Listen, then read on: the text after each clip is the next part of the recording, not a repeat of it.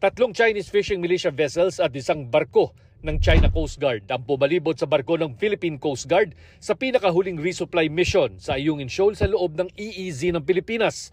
Ang barkong nasa gitna na napapaligiran ng 4 na barko ng China ay ang BRP Cabra, nakabahagi ng resupply mission kasama ang BRP Sindangan, ang mas malaking offshore patrol vessel na BRP Melchor Aquino at resupply vessels na Unaiza May 1 at ang ML Kalayaan.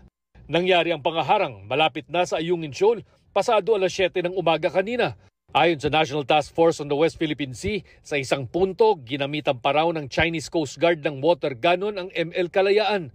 Hinabol din daw ng rigid hull inflatable boats ng CCG ang Unaiza May 1. Sa kabila nito, nakalusot at matagumpay pa ring nakarating ang 2 resupply ship sa BRP Sierra Madre.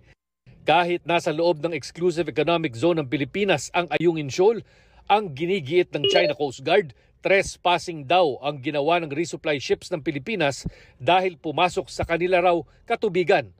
Ang National Task Force on the West Philippine Sea kinundina naman ang tinawag nilang unprovoked acts of coercion at dangerous maneuvers laban sa mga barko ng Pilipinas.